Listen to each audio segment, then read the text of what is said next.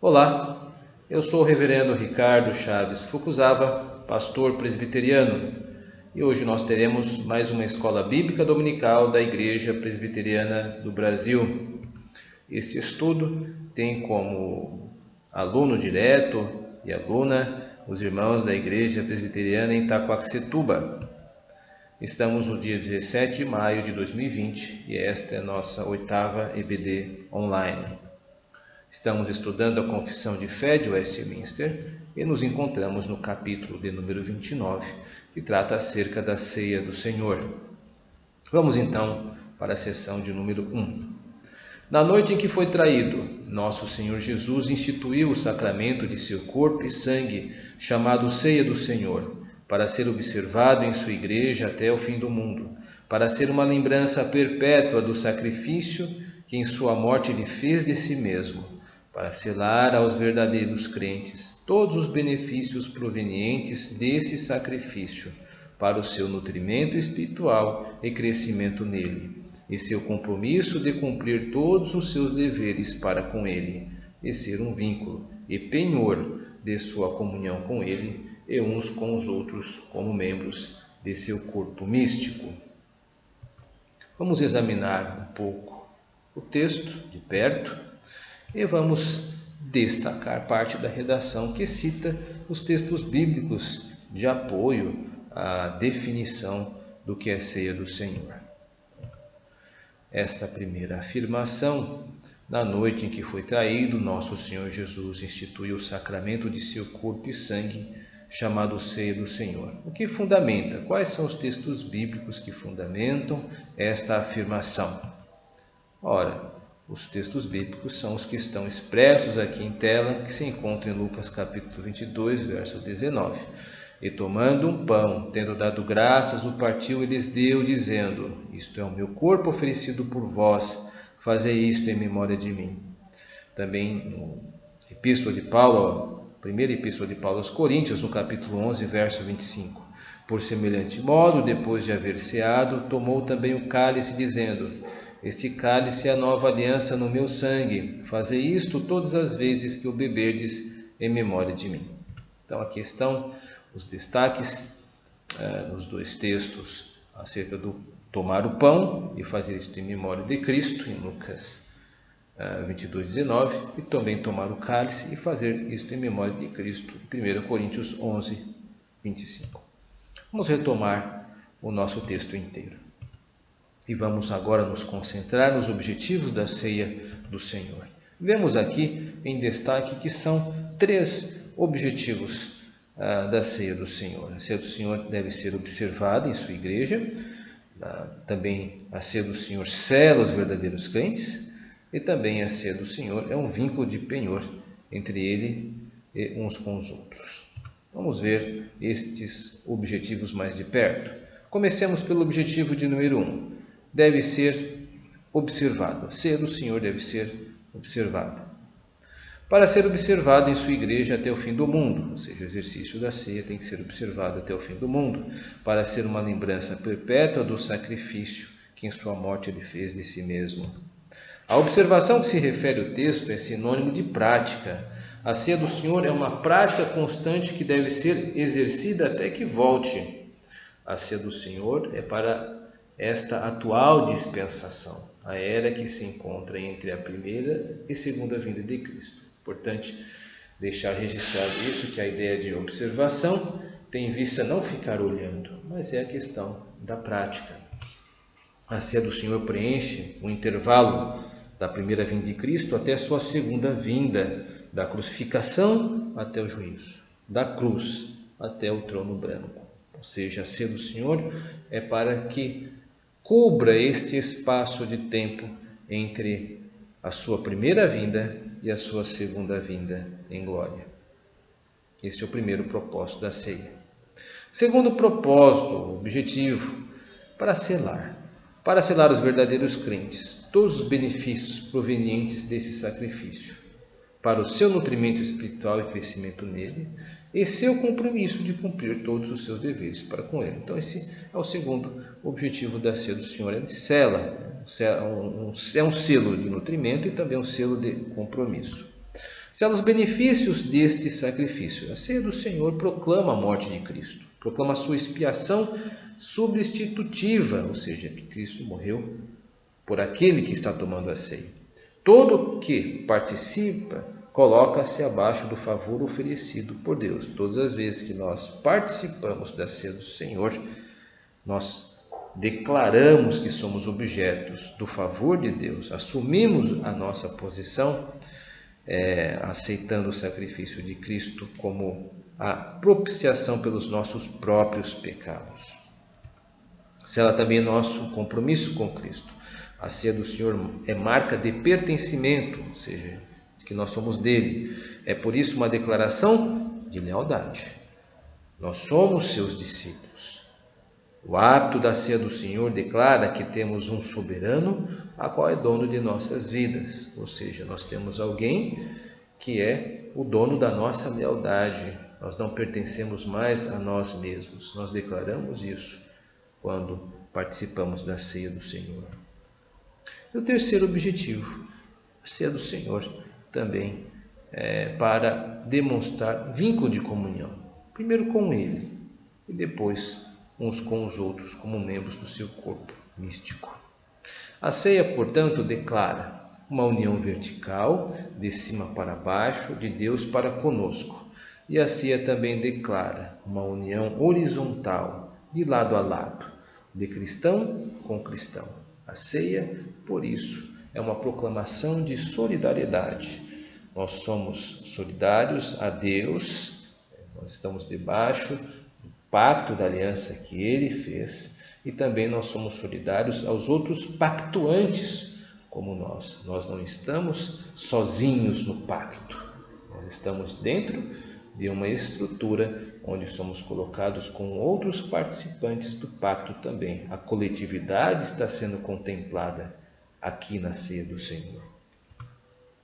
Fundamentos bíblicos, está aqui, texto de 1 Coríntios, capítulo 10, verso 17. Porque nós, embora muitos, somos unicamente um pão, um só corpo, porque todos participamos do único pão. Há, portanto, um triplo propósito da ceia do Senhor.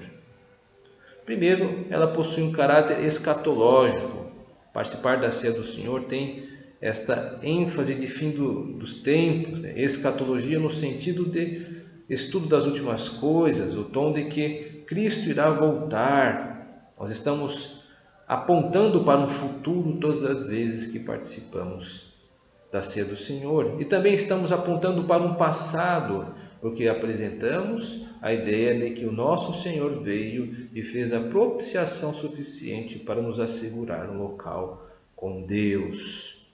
Isso é escatologia. Esse é o primeiro propósito da ceia do Senhor. O segundo propósito é um selo de benefício, porque nós fomos objetos do favor de Deus, e também de compromisso com Cristo. Nós devemos nossa lealdade a Ele. A ceia produz esse tipo de mensagem também. Em terceiro, possui um caráter declaratório. Declara que Deus é o nosso soberano,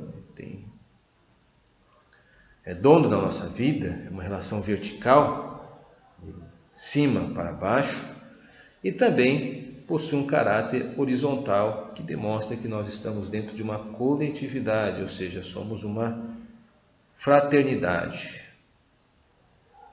Estes são os três propósitos da ceia do Senhor apresentados na Confissão de Fé de Westminster, nesta sessão de número 1. Vamos então agora à sessão de número 2. Nesse sacramento, Cristo não é oferecido a seu Pai, nem de modo algum se faz um sacrifício para a remissão dos pecados dos vivos ou dos mortos, mas se faz uma comemoração daquele único sacrifício que ele fez de si mesmo na cruz, de uma vez por todas, e, por meio dele, uma oblação de todo louvor a Deus. Assim, o chamado sacrifício de Cristo, o qual é a única propiciação por todos os pecados dos eleitos. Vamos examinar um pouco o texto da nossa confissão de fé. A preocupação inicial é demonstrar o que a ceia do Senhor não é. Percebemos isso quando observamos as negativas do texto. Observe, Cristo não é oferecido. e também nem de modo algum se faz um sacrifício. Ou seja, a confissão de fé de Westminster está tentando ser enfática. Por que essa preocupação?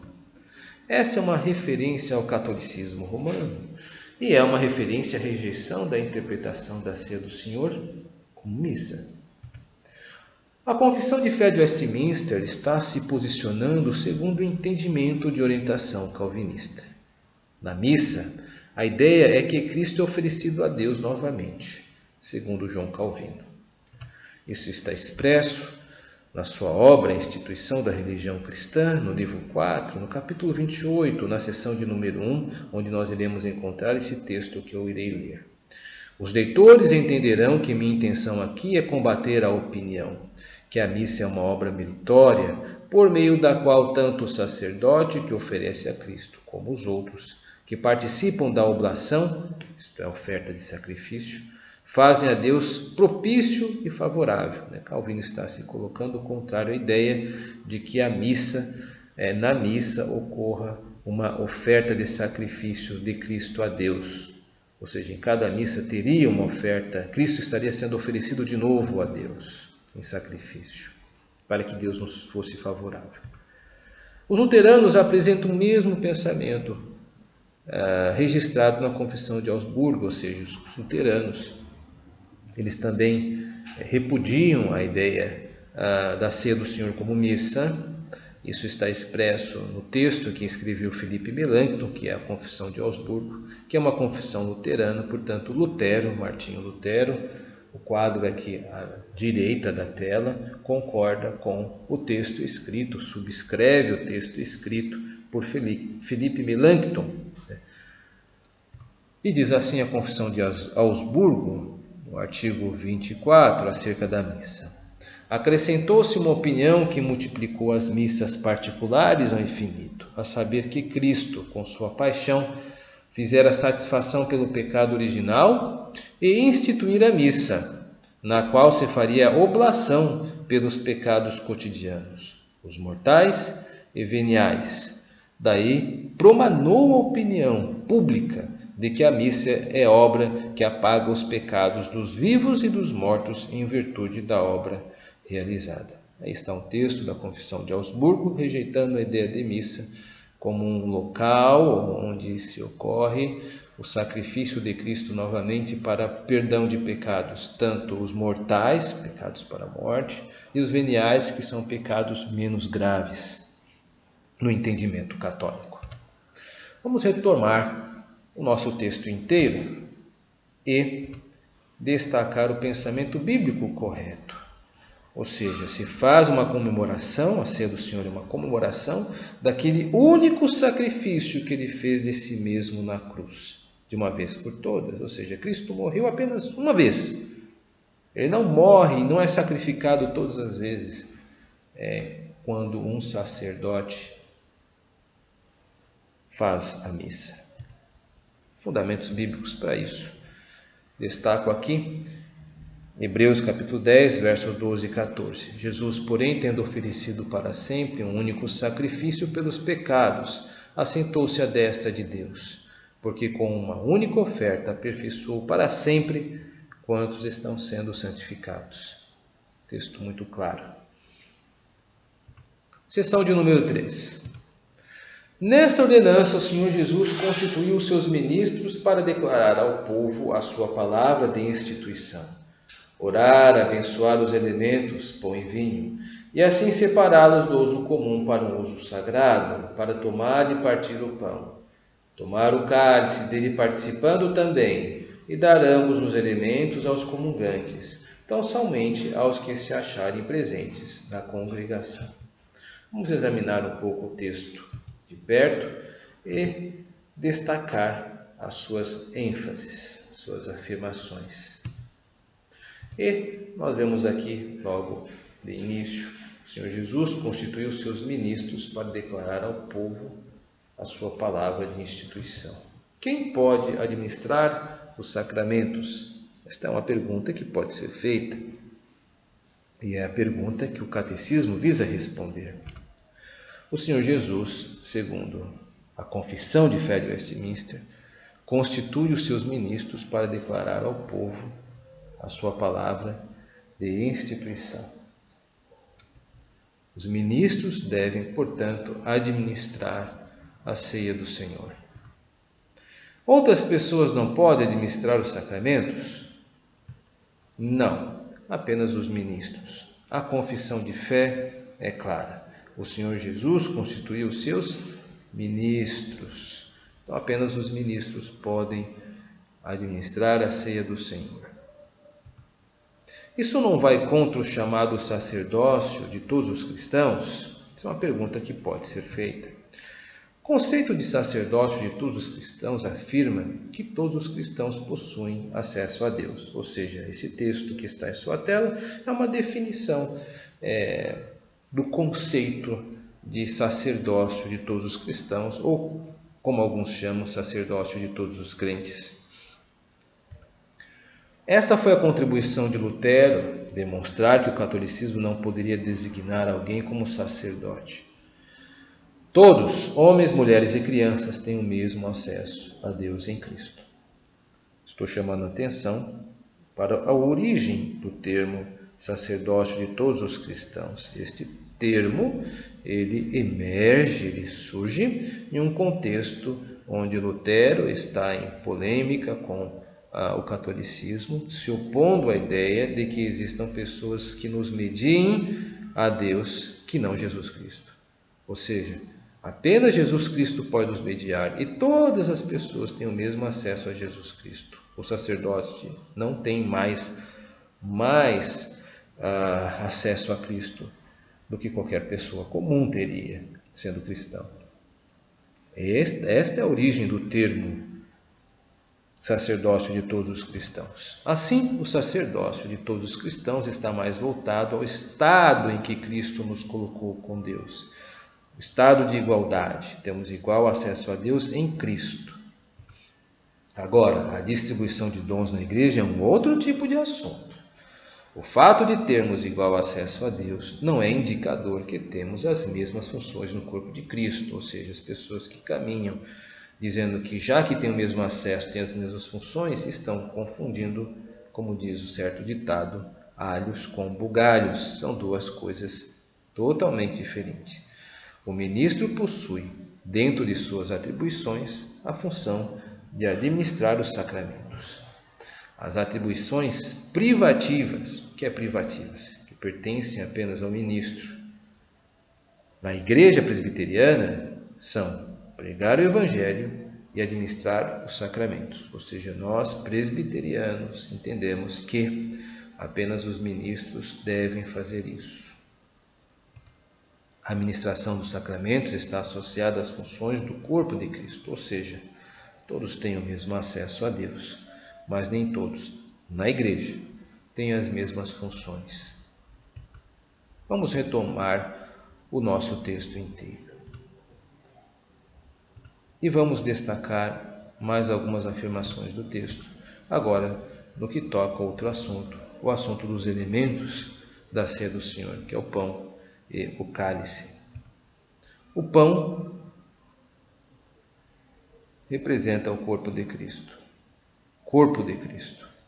O vinho é o sangue da aliança com Cristo. Assim como nossa vida depende da alimentação e da bebida diária para a nossa saúde, assim a nossa vida espiritual depende de Cristo. Sem Ele não podemos ter vida. A ceia do Senhor possui de forma central esta mensagem de que nós não somos coisa alguma sem Jesus Cristo.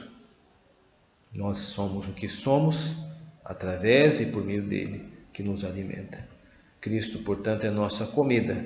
E Cristo também é a nossa bebida. Ele é a vida, Jesus Cristo. Esta é uma declaração que está embutida na proclamação da ceia do Senhor, na execução da ceia do Senhor. Vamos ter algumas considerações finais acerca do que nós vimos até agora. Este é o Cordeiro de Deus que tira o pecado do mundo. João capítulo 1, 29. Desde o Antigo Testamento ele já era festejado como Cordeiro pelo qual somos livres da ira vindoura. Estou fazendo aqui uma referência à Páscoa no Antigo Testamento. Que a ceia do Senhor seja sempre para nós a celebração da verdadeira vida em nossa vida. Ou seja, a ceia do Senhor é a celebração da vida de Cristo na nossa vida, na nossa caminhada. Esta é uma das mais nobres mensagens dentro da ceia do Senhor, que o Senhor Jesus Cristo veio ao mundo, deu a sua vida a todos aqueles que são seus, e estes são alimentados por Ele enquanto Ele não volta. Terminamos aqui então um estudo sobre essas 3 sessões iniciais. Nós sabemos que temos mais algumas, e se Deus assim permitir, no próximo domingo nós estaremos continuando o nosso estudo. Que Deus nos abençoe. Amém.